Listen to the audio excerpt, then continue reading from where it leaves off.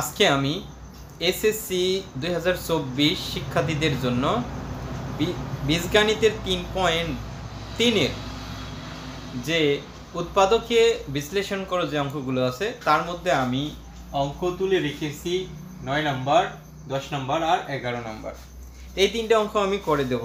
তার আগে আমি বলছিলাম যে উৎপাদক করতে গেলে তিনটা বিষয় মাথায় রাখতে হবে। এই তিনটা বিষয় হলো, প্রথমে কমন যায় কিনা, কথাটা আমি বলছিলাম, কমন যায় কি না, মিডিল টার্ম সূত্র পড়ে কিনা বা সূত্র হয় কিনা, আর একটা হলো মিডিল টার্ম হয় কিনা।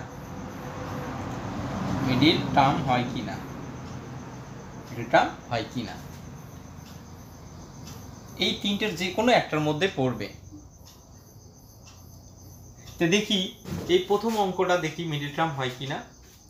তারপর আমি একটা কথা বলছিলাম যে ax² + bx + c পাওয়ার যত থাকবে তার যদি অর্ধেক এই জায়গায় থাকে তাহলে সেটা মিডিল টার্ম হওয়ার সম্ভাবনা 100% থাকে। তো দেখি আমি 9 নম্বরটা সমাধান করি। সলিউশন। আচ্ছা, 9 নম্বরটা বলা আছে x² + 13x + 36। এখন আমাকে চিন্তা করতে হবে, চিন্তাটা হলো এই ধরনের, প্রথমে শেষের সংখ্যাটা লক্ষ্য করতে হবে, আর এই যে চলকটা আছে, যে সর্বোচ্চ যে পাওয়ার আছে তার সামনে এর সহগ আছে কিনা। আমরা সাধারণত জানি যে x এর চলকের সাথে যে সংখ্যাটা গুণ অবস্থায় থাকে সেই সংখ্যাটা বলা হয় সহগ। তাহলে x² এর সহগ এটি কত আছে? 1। x² এর সহগ কত? 1। এর সামনে যদি কোনো সংখ্যা থাকে সেই সংখ্যাটিতে আগে এই ধ্রুবক সংখ্যাটাকে আমি কি করতে হবে? গুণ দিতে হবে। তার মানে এর সহগ আছে এটি কত? 1 দিয়ে যদি 36 গুণ দেই তাহলে 36কে কি হয়? 36। এখন আমার এই 36কে এমনভাবে ভাঙাইতে হবে যেন ওই যেভাবে প্রথমে আমার কী করতে হবে, যে 36কে এমনভাবে ভাঙাইতে হবে ওই দুইটার সংখ্যা ভাঙার পর ওই দুইটার সংখ্যা যোগ অথবা বিয়োগ করলে যেন মাঝের পদটা মিলে যায়, মাঝের পদটা কি হয়ে যায়? মিলে যায়। তা আমি দেখাচ্ছি। এটাকে যদি আমি এভাবে গুণ দিই, 4 নং কত হয়? 36। ভাঙাইলাম, 4 নং কত হয়? এটা যদি আমি ভাঙাই, 4 নং কত হয়? 36। এই যে 4 নং 36 হল, এখন 4 আর 9 যোগ কি করলে আমার 13 হবে? 4 9 যদি আমি যোগ করি তাহলে আমার কত হবে? 13 হবে। আবার এই দুইটা সংখ্যা যোগ অথবা বিয়োগ করলে জন্য 13 হয়, যেহেতু যোগ করি 13 হচ্ছে তাই ভালো। কিন্তু এই দুইটা সংখ্যা আবার গুণ করলে কি হবে?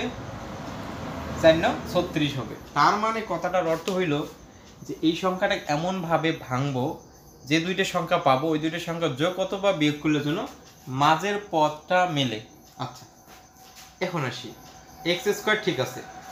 এই সংখ্যাটার সাথে যেহেতু এই যে যার মধ্যে x y যা থাকুক না কেন সেই সংখ্যাটা এটাইও দিতে হবে, এই চলকটা এটাইও দিতে হবে, এই জায়গাতেও দিতে হবে। তার মানে এই প্লাস ঠিক আছে। তাহলে 4 নং কত পাইলাম আমি? 36।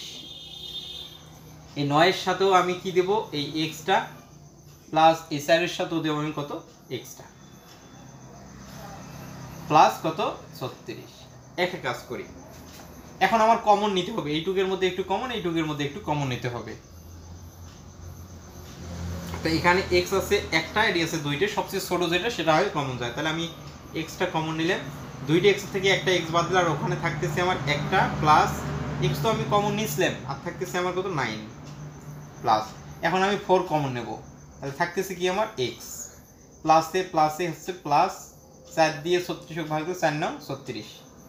এখন একটা কথা চিন্তা করতে হবে, মিডিল টার্ম অঙ্কগুলোর মধ্যে এই প্রথম ব্র্যাকেটের মধ্যে যে মানটা পাবো দ্বিতীয় ব্র্যাকেটের মধ্যে একই মান পাবো। যদি অন্য কোনো মান আসে তাহলে অঙ্কটা ভুল হয়েছে বলে আমরা গণ্য করব। যেহেতু অঙ্কটার মধ্যে ব্র্যাকেট দুইটার মধ্যে দুইটাই সমান মান পাচ্ছি, তার মানে দুইটা মিলে আমাকে একটা কমন নিতে হবে, x + 9, আর একটা থাকতেছে x + 4, x + 4। এই যে এটা একটা অঙ্ক, এটা আমার কাঙ্ক্ষিত উত্তর। তা আশা করি তোমরা এই অঙ্কটা বুঝেছো। এখন আমি 10 নম্বর অঙ্কটা করে দেওয়ার চেষ্টা করব।